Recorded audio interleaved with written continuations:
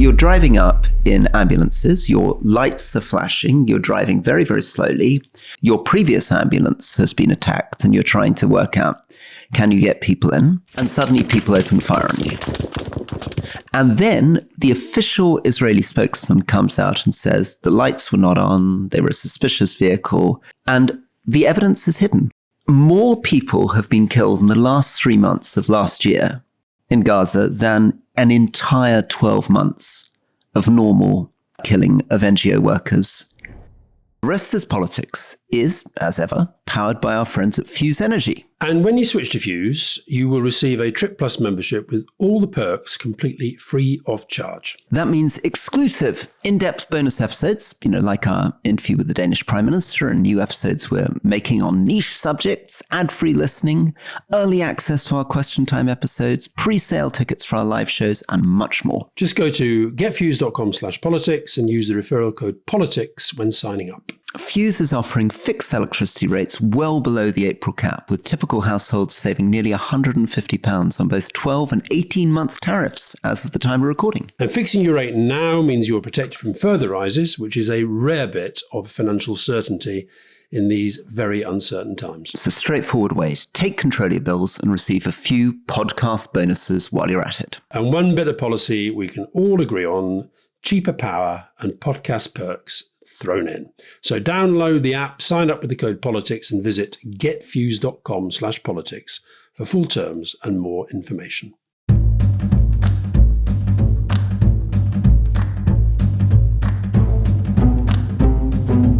Welcome to the Rest is Politics Question Time with me, Rory Stewart. And me, Alastair Campbell. And Rory, we did a fair bit on Israel, but we also, unsurprisingly, got lots and lots and lots of questions about Israel this week. So let's just start on a couple. Reza, it's already been established that attacks on medical facilities in Gaza account to war crimes. So why is there still so much protection of Israel? And here's one, Sarah. In light of Kemi Badenoch attacking the 2 Labour MPs who refused entry to Israel, would Rory nonetheless expect her to condemn the Russians for refusing him entry into Russia? Did you see her response was very, very odd? It was odd. Let's just remind people of the story. So Yuanyue Yang, who is, I know actually a bit, and actually advised a bit when she was running for parliament. I mean, not in a grand way. She would have got advice from lots of other people, but she was the FT correspondent in China. She's a really smart British economist from a Chinese background, and she is a real coup for the Labour Party. I mean, it's part of Keir Starmer bringing in some very, very talented young people. Anyway, she and Abbotson and Mohammed went to Israel in order to do a visit, and to the West Bank. Somewhat to their astonishment, they arrive at the airport in Tel Aviv from Luton at 2:30 on a Sunday afternoon, and suddenly find they're denied entrance to Israel. And they try to say, well, but we're British members of parliament, we're coming on a visit, and they're told that they are there to spread hate and disinformation, and they're not allowed in. I mean, it is really interesting, this question of why the Israeli government thinks that's a smart thing. Can I just sort of start with that from the communications point of view?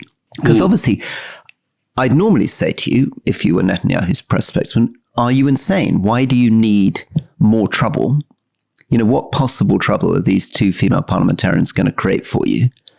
Surely it's much more comms trouble for you, denying them entry, getting 70 MPs, including Hamish Fulton and Wes Streeting, to be photographed in Westminster Hall, make yourself look like an autocratic regime that has something to hide and doesn't let in members of parliament.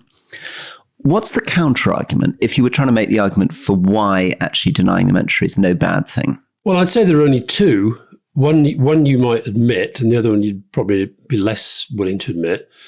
I actually think their basic case that the idea, look, I know that they're both very, very strongly pro-Palestine, but actually, as you say, she was a journalist, Yang was a journalist for the Financial Times, did some amazing stuff about human rights abuses in China. The idea that this is somehow she wants to pick on Israel, I think is nonsense. But I think 2 things. One would be, because they can. And just as Trump is testing the whole time, can I get away with stuff? I think partly it's that. Let's just do it because we can. And I think the second thing domestically is to try to generate this sense that we're on our own and the world is all against us. And so you create enemies, and I don't know how big a story it was there, but not as big as it was here. And frankly, not as big as I think it would have been if we weren't living through this era of impunity. And I'll tell you, I was in Paris the other day. I went to see Notre Dame, Rory. You've got to go to see the restored Notre Dame. It's fantastic. I almost found God. I mean, it was that good. I mean, I always thought he was creeping up on me at one point, but I managed to get out just in time. Alastair, this is the thing. This could be the great mission of the podcast over the next 2 years. We can get Alastair to find God. This could be amazing. Yeah. But I went into this bookshop near the Panthéon. I found this book of a guy you may know, Gérard Araud, who I know because he and I have done stuff together for Portland. And he was the ambassador to Israel for 6 years. And it's a really, really, really interesting book. Most ambassadors' memoirs are, they're a bit too diplomatic. But this is quite diplomatic in that he tries to be nice to both sides, but he's also very critical of both sides. But one of the points that he makes is that, a bit like you've been accused by all sorts of rabbis of being anti-Semitic. And he makes the point that they will take any criticism very, very seriously, and they'll relate it to the existential threat that they fear and that if you like, gave rise to their existence. It's a very, very interesting book. I've got to tell you, by the way, one of the best bits, you mentioned Ben-Gvir and Smotrich on the main podcast.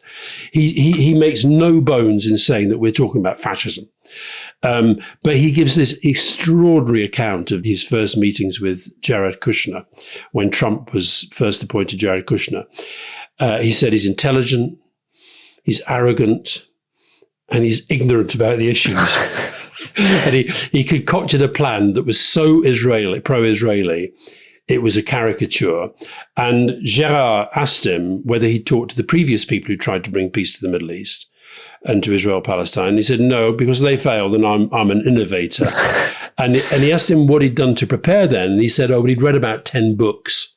And he seemed very, very, very proud of himself. Given you read 10 books in a flight, Rory, I don't think that... Anyway, but the point related to the... Also, I think you and I would spend an enormous amount of time talking to people who'd done it before. I mean, I think there's so much to be learned. Absolutely. Can I just sort of quickly just to develop this comms question? Let's imagine Trump had denied access to 2 British members of parliament who wanted to visit the United States.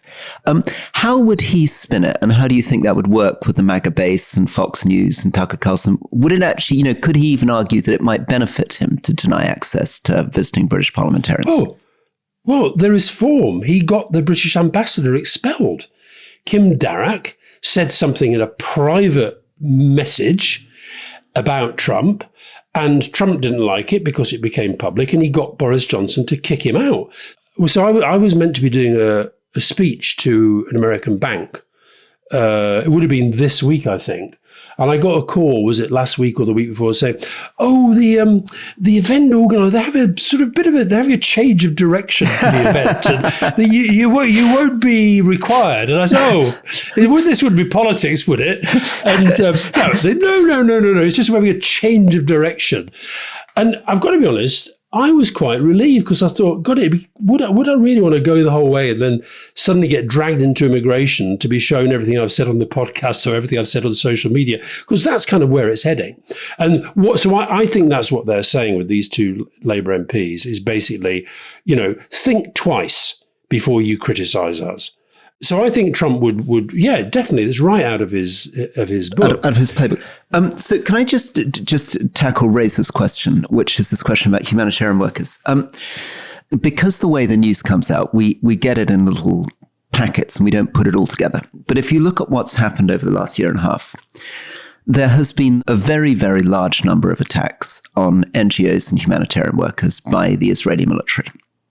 So if you take MSF, Médecins Sans Frontières, Doctors Without Borders, who are these very courageous doctors who travel around the world trying to provide emergency medical help in serious war zones. It's a dangerous job. They had to withdraw from Afghanistan after some of their doctors were killed. But generally speaking, when you go and work for an international NGO in a war zone, you wear high-vis vests, you have huge signs around your vehicle. And generally speaking, you're relatively safe. That is not true, unfortunately, in Gaza. So let's just take MSF. Their convoys have been attacked and people have been killed. Their clinics have been attacked and people have been killed. Their guest houses have been attacked and people have been killed.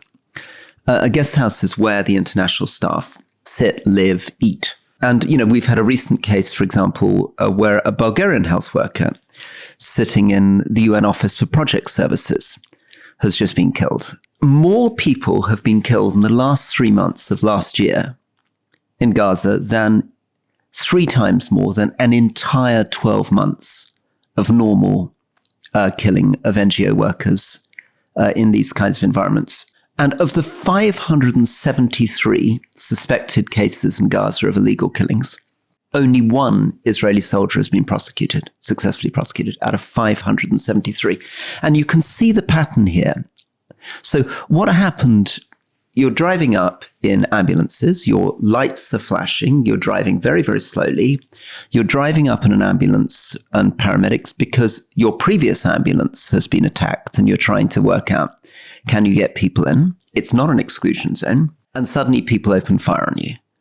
And then the official Israeli spokesman comes out and says the lights were not on, they were a suspicious vehicle, there were Hamas and Islamic Jihad, they name a Hamas individual in the thing, and the evidence is hidden. I mean, it's not just pushed off the road. Instead of the bodies being returned to their families, they're put in shallow graves, the vehicles are covered over with dirt, and it takes almost a week before the UN is actually even able to access the site, dig out their colleagues, at which point the head of UNOCHA then has to make a public statement in a video saying he's never seen anything like it. But it is astonishing how, if you think back to Kosovo, you mentioned the attack on the refugees, or you think back to Iraq, Abu Ghraib, that story came out of people in hoods being tortured, how these things completely undermined Abu Ghraib in particular. I remember I was on the ground, I was dealing with Iraqis then. It was the biggest news internationally imaginable. It completely discredited the American government. Huge investigations took place. All those people were prosecuted, and it was still not enough. It's like the My Lai massacre in Vietnam. These things burn into the consciousness.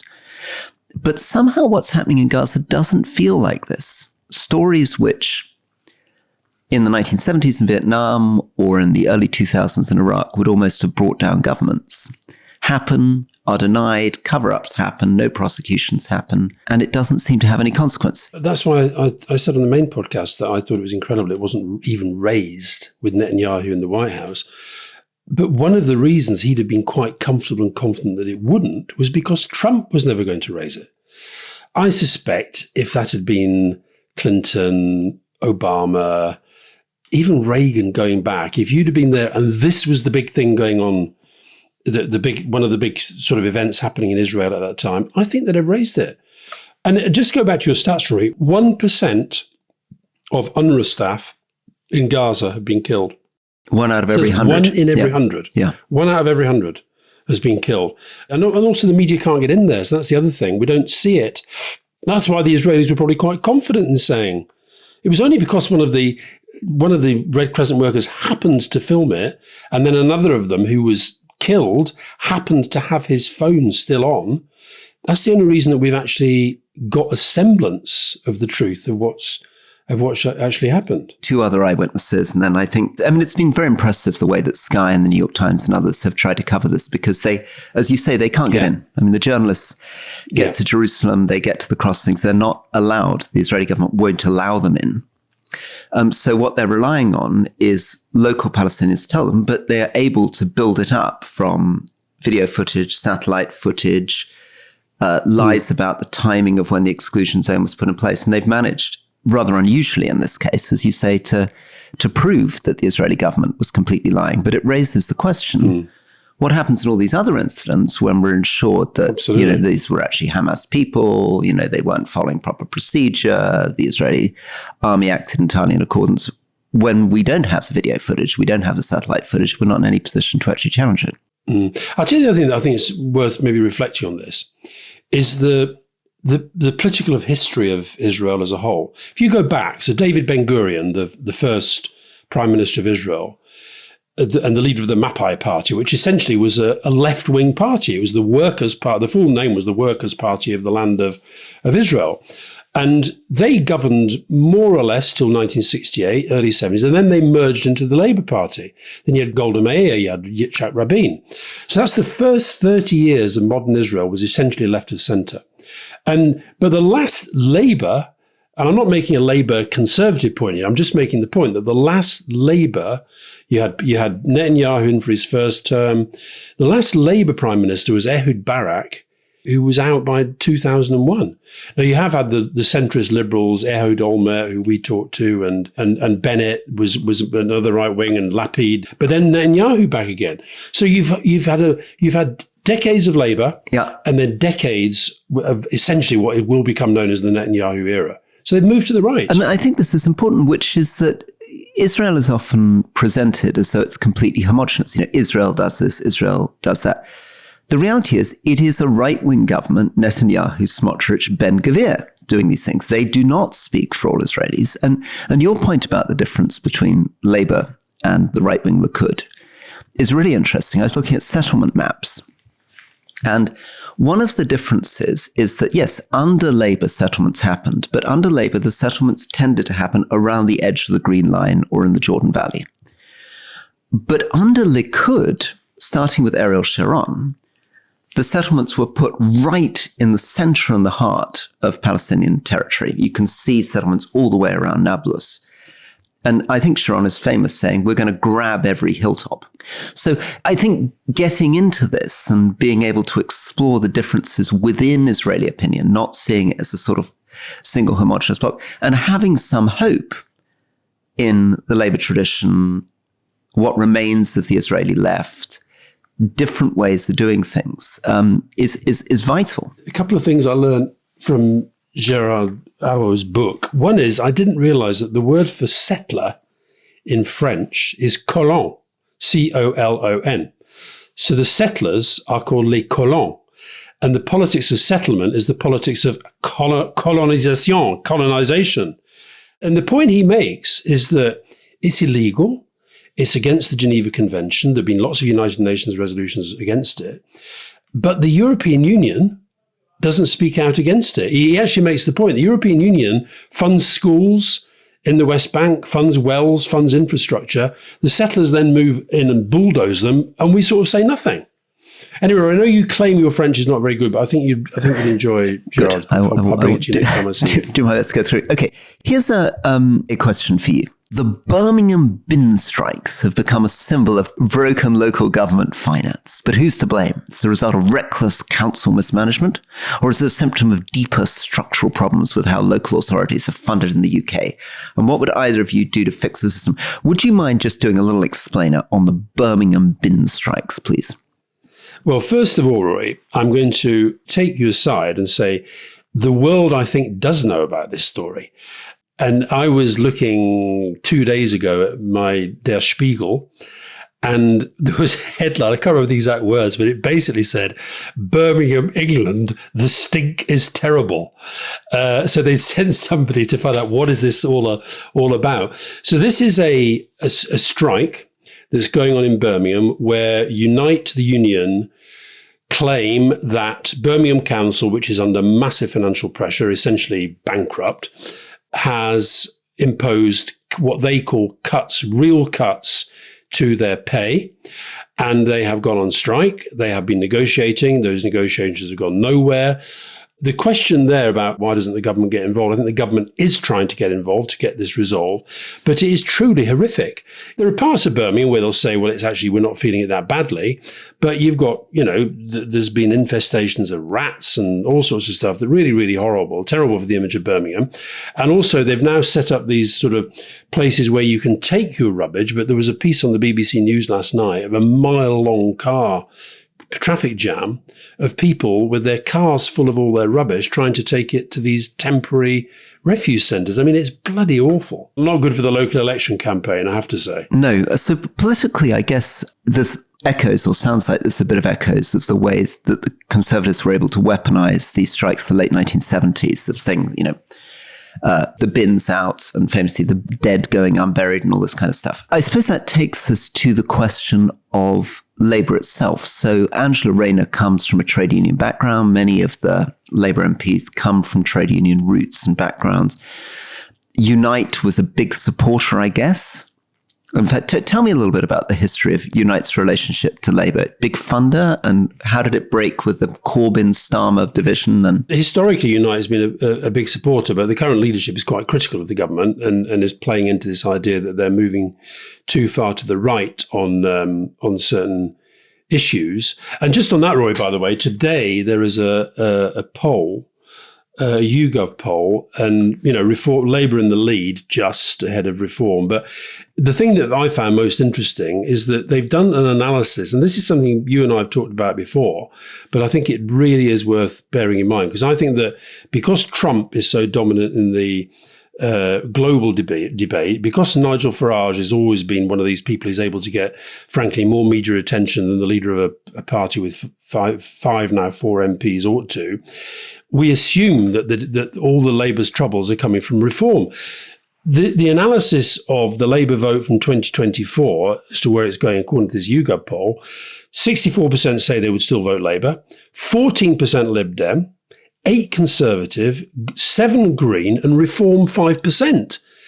And I think this is where I keep saying that this sort of sense that Labour thinks it has to appeal to the right a lot of the time, I just think strategically may be wrong. Let's develop this for a second. So Unite traditionally gave, when I was in Parliament, £5.7 million a year to Labour. And it was the biggest single, I guess it's the biggest union in the country, and it was the biggest single donor. And more recently, what you've seen is Unite giving a lot of money to individual, more left-leaning Labour MPs. So 80 MPs, if you look at their declarations, are getting money from Unite, but central headquarters isn't. As I think you've reminded me in the past, Unite emerged from T&G, Transport and General Workers Union, which merged with something called Amicus in 2007. So during your time, it was T&G, which was at one point, I think, the largest trade union in the world, reached 900,000 members. Tell us a little bit about that. Was it a good ally, a difficult ally? How do characters like John Prescott play into this? Tell us a bit about the unions and Labour politics. I would say, when you said, was it a good ally, was it a difficult ally? Yeah. It was both. Right. It was both to some extent. Look, there's no doubt that they knew that the whole of Tony's leadership, 94 to 2007, the Transport and General Workers Union, which everybody called the T&G, that was one of, if not most of the time, the biggest union. You had people like Bill Morris was the General Secretary. And actually, yeah, I'd say a good, difficult ally is a very good way to put it. They didn't always have the same agenda. They did sometimes worry that Tony was moving too far too fast in modernising the party. John Prescott's role often was to be a bridge. Remind us about Prescott's background. He'd been a big trade union leader, hadn't he? John was not necessarily a leader in the trade union movement, but his background was in the trade unions, and then became an MP. And John was very close to Rodney Bickerstaff, who was one of the big union leaders, and he was certainly somebody who ensured that their voice was heard. But at the same time, I think sometimes the unions felt that John, once he'd made the move to support Tony, sometimes they felt he moved too far as well. But I think that the relationship was difficult at times, often on policy and often on strategy as well. But Tony was, I think, the reason why Tony maybe had a better relationship with some of these trade union leaders than people realise is because he was actually pretty straight with them. he would tell them when he thought that they were wrong about what they thought the Labour Party was for.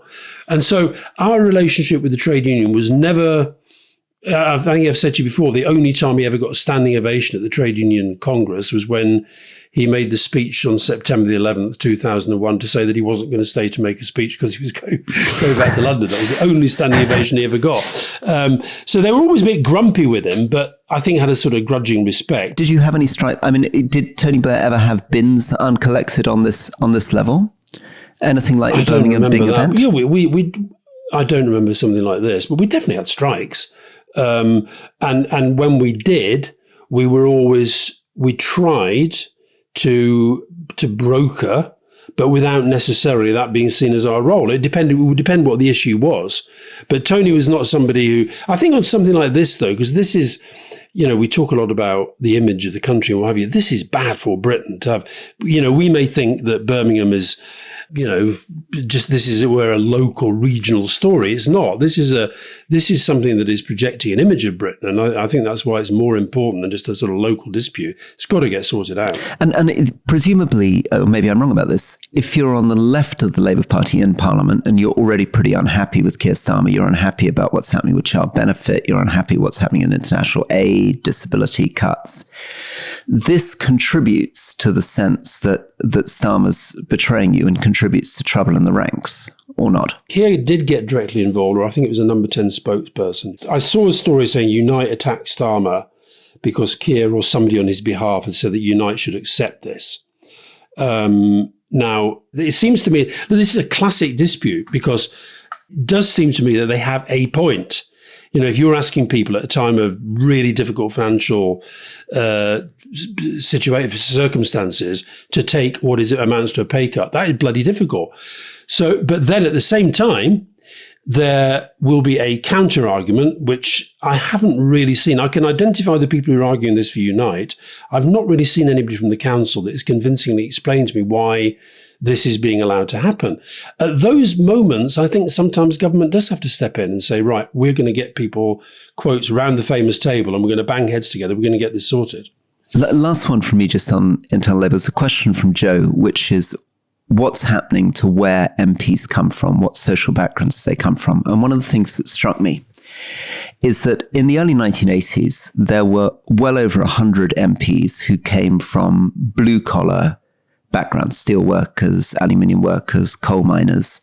The unions were feeding through these people, and it had been a hugely strong tradition. I mean, I guess the real hero of all this maybe is characters like Ernie Bevan after the war, who come in, take over from the kind of central casting, super posh Anthony Eden as foreign secretary and prove as a really effective trade union man that he can be an unbelievably good foreign secretary.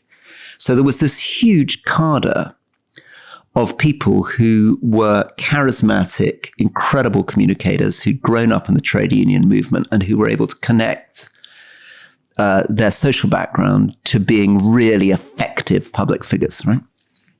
And that's massively died off. If you look at the figures now, more and more people are basically professional politicians. You feel it a little bit, I'm afraid. We interviewed Rachel Reeves, we interviewed Bridget Phillipson, we interviewed Wes Streeting. In many of these cases, these are people who've been members of the Labour Party since they were quite young. They've often got parents who are councillors or who are involved in the Labour Party. In the case of many Labour MPs, actually their parents are either councillors or members of parliament. So there's a sense in which, and this maybe is a good transition to Japan, because this is true in Japan, we're beginning to develop a sort of political class. Now, it's not always that they're the kids of MPs. They might be the children of councillors. They might be the children of senior party members. They might be the children of people working in social care. But there's a sense that more and more bits of society don't want to become members of parliament. And the people who naturally think when they're in their teens, wouldn't it be great to become a member of parliament? Because that's a way of helping people. And I've seen my mum and dad helping people. Increasingly feel like either the children of clergymen, like the First Minister of Wales that we interviewed, or Theresa May, or Gordon Brown, or the children of people who, broadly speaking, are from caring professions or are Labour local councillors or party members. Over to you. I don't think that's right. I think, look, for example, we now have the first cabinet in history where nobody went to private school. Not one single member of them, the current cabinet, went to private school. I think that suggests that actually, so if you mentioned Rachel Reeves, I remember she made the point when we interviewed, and actually her parents weren't into politics. Wes Streeting, his background is, I think you would describe it as working class. I think it's what we think about what working class means that's changed. And I don't know all of the new MPs, far from it, but I know quite a lot of them, and I think this professional politician thing, I'm not sure. It may be that they're going into politics younger, and therefore we think that's all that they've ever done. And there's a reason why they're going into politics younger, is because the people who get into positions of leadership are younger. And when we talked to Simon Hart, the chief whip, your former chief whip, who was on Leading this week, I thought he made an interesting point. Maybe there aren't enough people who decide towards the end of their professional careers they'd like to become MPs. But I think actually your bigger point is the one about more and more people thinking, God, politics is just not for me. I don't think it's a class thing. No, I don't think it's a class thing. And I think that's an interesting thing, which is that, as you say, the Labour cabinet, the problem doesn't seem now, I think it was 20, 30 years ago, that people from working class and poorer backgrounds didn't feel Parliament was for them and they felt excluded. I think that isn't true anymore. Angela Rayner, Bridget Phillipson, Peter Kyle, who told us his past story. I don't think you can say this is sort of upper middle class. So I don't think the problem anymore. What did he do again? What did his dad do? What did his dad do? He did. I noticed, by the way, in his speech at Jaguar Land Rover, he didn't use the T word. He said, "My dad worked in a factory." Interesting. Toolmaker. What's happened to Toolmaker? Now, listen, we've droned on enough. Can I just sort of finish this for a second? For God's sake, Rory, honestly, you're obsessed. No, but it's uncomfortable for you, which is why you want to get off it. So the point is it's not uncomfortable. Why is it uncomfortable? They're becoming from more working class backgrounds, but they're less and less big charismatic figures. They're more and more people who've become interested in politics in their teens, become student politicians, entered quite Rory. young. And that's why it's feeling more and more like Japan. No, I admire your attempt to make a particularly pathetic, tenuous link to Japan. But let me just close with this. You're becoming like one of those people who notices suddenly that policemen have got younger. This thing about the big characters, okay. When, as you know, I can't stand Boris Johnson. You can't stand Boris Johnson. But in 30, 40 years' time, people will remember that there was this big character in politics called Boris Johnson. They might even remember there was a big character called Liz Truss because she crashed the economy. Kwasi Kwarteng, they might remember, was a big character. You've mentioned John Prescott, big character. Tony Blair, big character. Gordon Brown, big character. You don't mention the MP for Chipping, nobody's ever heard of it, because you don't need that many big characters. So I think you're just getting old, Rory, whereas I'm getting ever younger. Now, Japan. Joanna, could we see Japan stepping up as a diplomatic leader and mediator in much the same fashion as the UK? Two countries have a lot in common, both enjoy a fairly good relationship with Trump, relatively independent. Will island nations once again become the pivots around which the world hangs in the balance? That's a very interesting question. I think Japan, the Japanese Prime Minister is seeing Trump soon, I think. I've been looking into this. Japan's got a massive problem, and that is the demography. So last year, the number of babies that were born in Japan for the 9th successive year was a record low. 1.6 million deaths, 720,000 births. So 2 deaths for every new baby born. 30% of the country's population is already over the age of 65. And by 2070, that's going to be 40%. Now, these are numbers that really do impact upon your ability to be a strong country. Just take defense. One of America's demands of Japan is that it steps up on defense so that it can do less in relation to China. But they can't recruit at the scale that they need to. So I think this is a great question, but I think it's a real conundrum for the Japanese government. It's also a conundrum for the US. So Japan, South Korea, to some extent Australia, these are shaping up to be America's last allies in the world. So if you're right, and Joschka Fischer's right, that basically Europe is beginning to conclude that America is no longer an ally, in fact, might even be a strategic threat.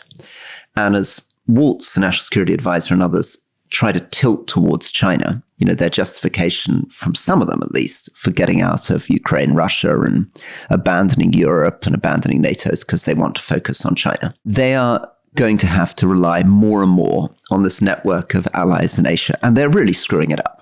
One of their allies was supposed to be getting closer to Vietnam and exploiting divisions between China and Vietnam, and they've just hit Vietnam with huge amounts of tariffs, 45% tariffs, almost as bad as China, which is completely mad because the assumption was that they were trying 6 months ago to convince people to move their investment away from China into these other countries, Vietnam, Bangladesh, Pakistan, India, all of which they've now hit with tariffs, meaning that those companies are thinking, what the hell am I supposed to do? I thought I was supposed to de-risk, de-lever, get out of China, invest in these other, and now I'm being hit there. Which brings them back to Japan, South Korea, Australia, who incidentally, of course, they've hit all of them with tariffs as well, which leads them sort of bewildered and wondering what the hell the point of being a US ally is.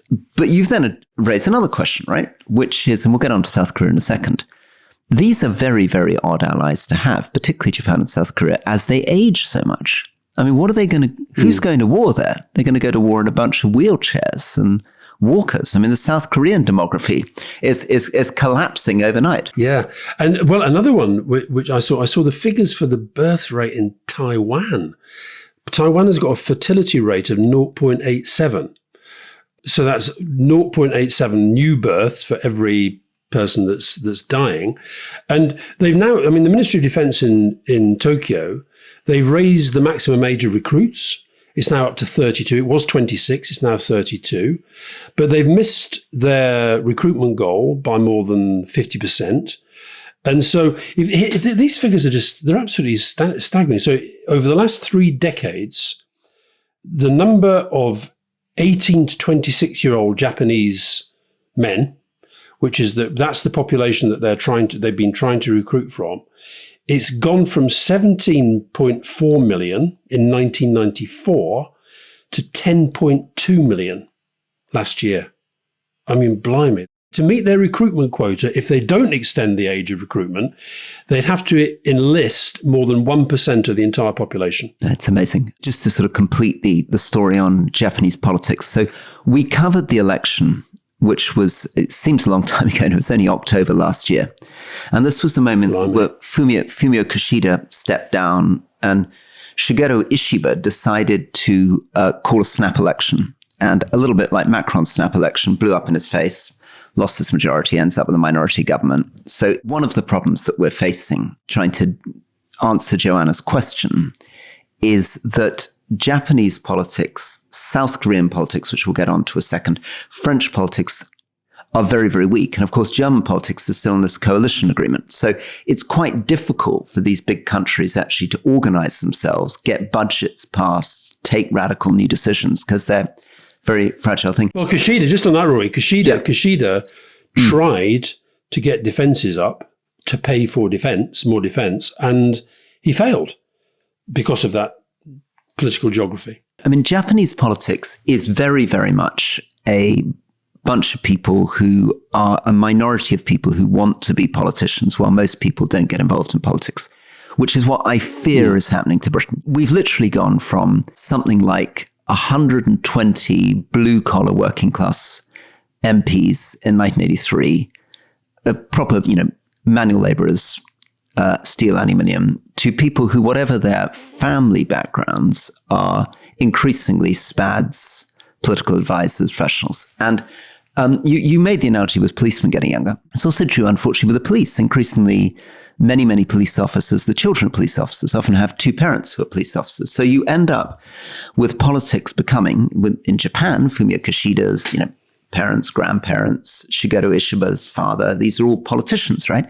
And my fear is that we're going to end up in a very, very strange world. And it will become a little bit like Japanese politics, because if you don't bring people in from the outside, you can end up with very well-intentioned but quite shy technocratic people who've grown up since they're students, sort of geekily interested in politics, but not really having much sense of the outside world, not really having worked in developing countries, certainly not having worked in a steel factory. And I think that this is something to watch for.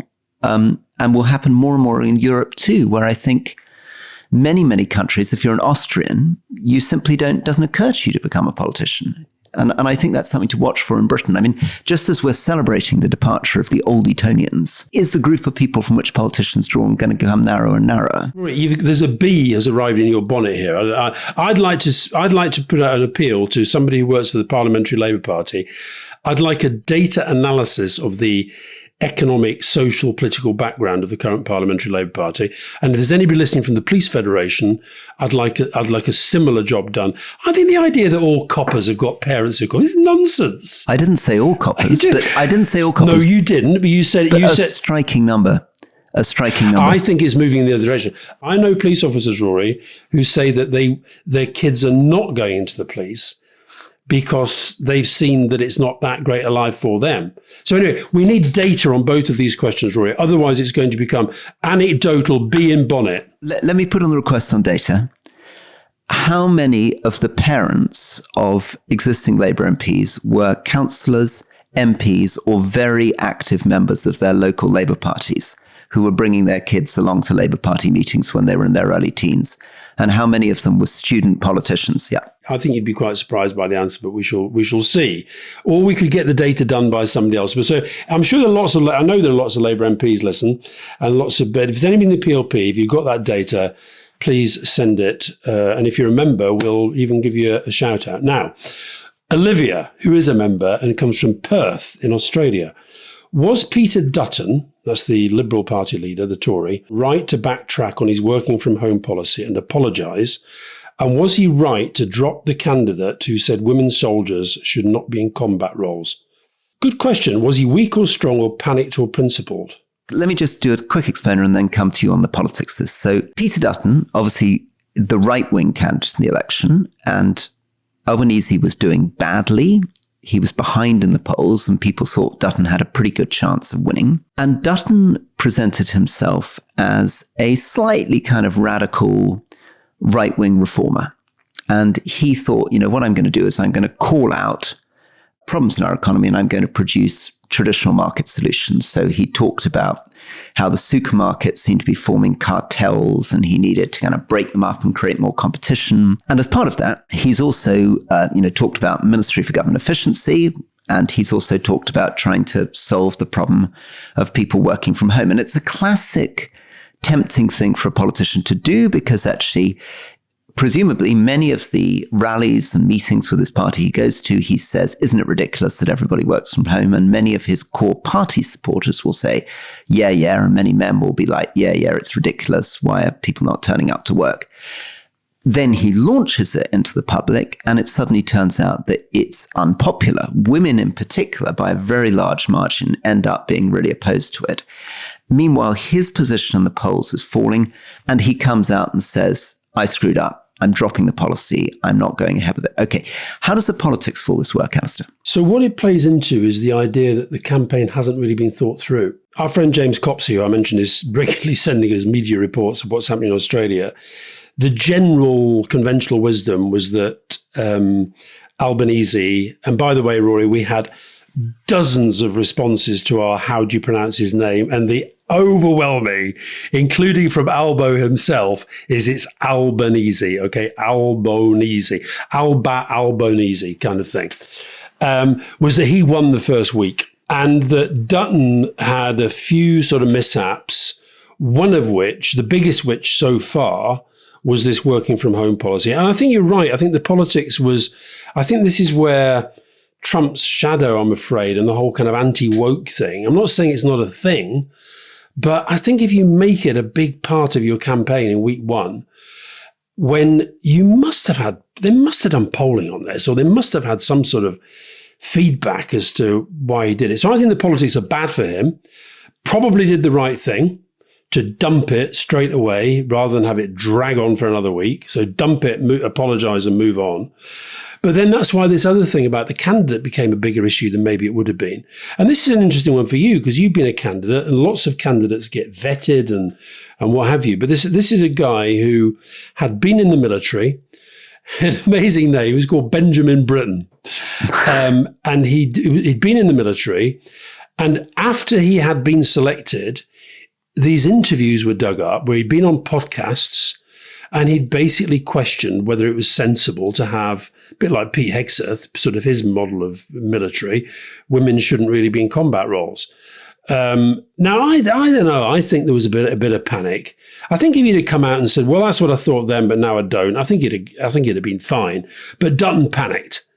Is my sense. So they've kicked him out. They've got a new candidate. Is Dutton panicking too much? So, as you say, could have apologised on that, kept the candidate, or the candidate could have found a way of reframing. I mean, Hesketh gets a lot of support in the US for saying his message is it's on merit. You need the same standards for everyone. I don't have any problem with women in the military, but they've got to be able to run the same distance, carry the same weight.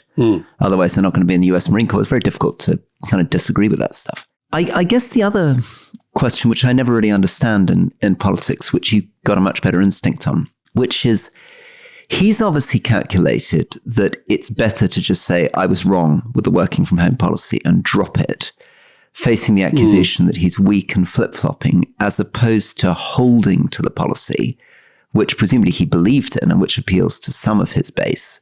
And sort of battling it out. How do you calculate when you've actually got to go out there and say, I'm dropping the whole policy, I screwed up completely, we're not doing this? Instinct. I don't think there's any kind of science to this. I think you have to have good instincts. And the great thing about political campaigns, election campaigns, and Australian campaigns, similar to ours in many ways, is that the reason why they're so testing is because your instincts and your values and your political field do get tested. And I think this is why people are starting to look at Dutton and think, God, he had a bad first week. And then if he has another... Now, Albanese will probably make mistakes as well, because that's what happens when you get under pressure. But I think in the end, it's instincts. Okay, Brian, Trip Plus member. Considering Trump was impeached twice, but ultimately acquitted, what does Yoon Suk-yeol's impeachment tell us about South Korean democracy? Is it a sign of resilience or deep political dysfunction? How might his removal shape up relations with the US and North Korea? So, quick introduction on this. As you've pointed out, like in Japan, there's been a massive collapse in South Korea's fertility rate from 6 children per woman in the 1960s to 0.72 in 2023. So there's been a 9-year decline, life expectancy at 83, proportion of individuals aged 65 and over increasing rapidly. South Korea will have the world's highest percentage of elderly citizens within 20 years. And Yoon Suk-yeol, from the right, anti-North Korean, decided to do this extraordinary thing of declaring martial law. Declared martial law, claiming that his opponents have been taken over by North Korean agents. He tried to basically shut down the Legislative Assembly. And this is something that goes back to the old days of South Korea, which of course had military rule in the 60s and 70s, had martial law in the 80s. And he hoped the military would come with him, and he hoped that his hard right base would be like, yeah, here we are, asserting control. And actually the whole thing blew up in his face. His own party turned against him. There was complete bipartisan support for blocking him. The military did not come out on his side, and he's now being impeached. So it showed two things. It showed, firstly, South Korea does have, in a way that countries like Britain maybe don't, this history of military rule. You couldn't imagine somebody declaring martial law in Britain, I guess. But it also has quite strong democratic institutions, because when he tried to do this thing, which seemed like he was traveling back 40 years in time, the institutions responded, stopped him, and now impeaching him. Over to you. The question about, what it shows that their democracy in a way has worked. He did something that people thought was profoundly anti-democratic and really politically stupid. Still not clear why he did it. And he fought and fought and fought and fought, and a lot of people fighting for him. But ultimately, the process has led to the fact there will now be another he's no longer president. He's been removed from office by a constitutional court. And there'll be another election on June the 3rd. And so I think this is actually, it's been terrible for South Korea's standing and image in the world. But I think actually, in terms of its political and democratic process, I think they should sort of give themselves a bit of a pat on the back. They certainly don't have somebody who's been convicted felon sitting there, sort of, putting 25% tariffs on South Korea. Now, Rory, I think we've sort of run out of time. I'm looking at my laptop charge, which is one of those things that triggers my sort of edginess in life. Do you want to have a last quick one? Yeah, last question then for you. Northern Ireland, something you know a lot about. With the anniversary of the signing of the Good Friday Agreement coming up on 10th of April, how far does Alastair think that the agreement could be used as a template for contemporary conflicts around the world? So let me sort of frame that. You look at the Good Friday Agreement. What do you think made it work? And is it a one-off, or how applicable it is? Do you get inspired by people saying we can repeat Northern Ireland in Israel or Sudan, or do you slightly shake your head and think, this was pretty special and the application to other countries is a bit limited? No, well, I don't think you'll ever necessarily repeat the same thing in a completely different context, but I think some of the principles are absolutely applicable. Indeed, Jonathan Powell, Tony Blair's former chief of staff, who's now national security advisor to Keir Starmer, in between times, he ran this amazing charity called Intermediate. And essentially what he was doing was going to different parts of the world in very different circumstances. And I don't think he went around saying, look, we did Northern Ireland, here's how you do it. But definitely part of the learnings from that were applied. And a lot of these were obvious. They're things like, be clear about what you're trying to achieve, understand when and how to engage in real dialogue, and when you're just have to go through the motions because you're slowly moving to the next phase. I do think the strategic picture so for us it was essentially there has to be political consent. There has to be a democratic process that people buy into, but there has to be an understanding that there is genuine inequality here that has to be addressed. They were the strategic pillars, and then everything else you worked around that.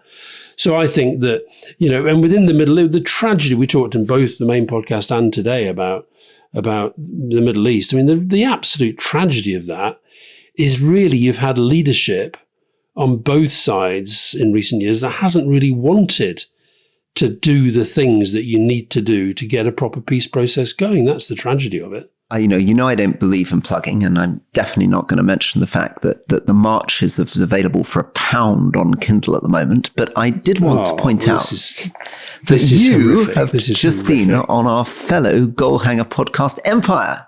Go on, tell us a little bit about what you've been talking about there.